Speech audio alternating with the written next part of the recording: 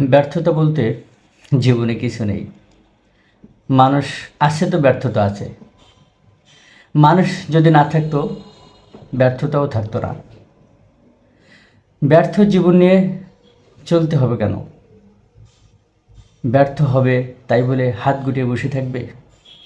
এটা কি মানুষের কাজ?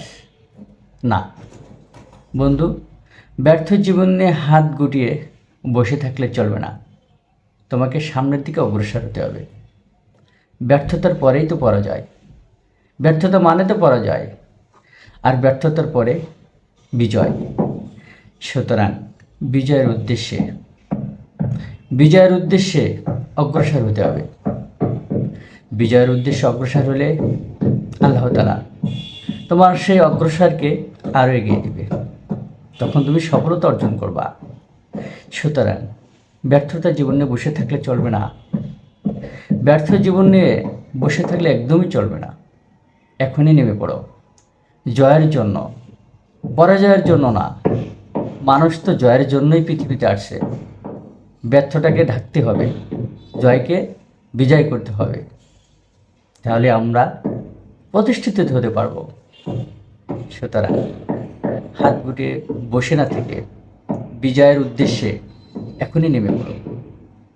বিজয় তোমার সামনে হাতছানি দিচ্ছে এবং আল্লাহ তাআলা তোমার বিজয়ের জন্য বসে আছে। শুধু তুমি পথ চলো,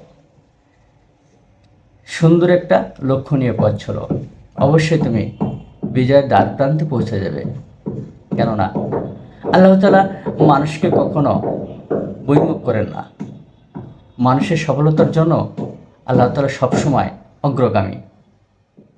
তিনি তার প্রিয় বান্দাকে কখনো কষ্ট দিতে চান না।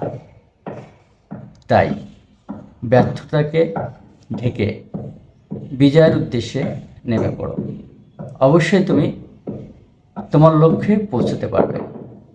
আর লক্ষ্যে পৌঁছানোর জন্য বসে থাকলে চলবে না। আল্লাহর উপর ভরসা রেখে তোমার লক্ষ্য নিয়ে আজকে নেমে পড়ো। দেখবে তুমি বিজয়ের দ্বার প্রান্তে পৌঁছে গেছো। তুমি বুঝতেই পারবে না কখন যে তোমার বিজয়টা চলে আসছে। সুতরাং আর অপেক্ষা করা যাবে না।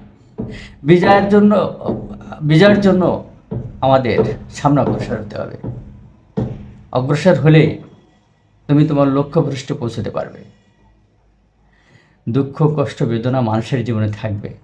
তাই বলে কি আমরা হাল ছেড়ে দেব? সেটা কি কখনো হয়? কেন? মানুষ মানেই তো দুঃখ কষ্ট। সুতরাং হাল ছাড়া যাবে না বন্ধু। তোমার বিজয়ের জন্য তোমার লক্ষ্য নিয়ে এখনই মাঠে নেমে পড়ো। তুমি বিজয়ী হবে। তোমার জন্য বিজয়ের অপেক্ষা করছে। ধন্যবাদ।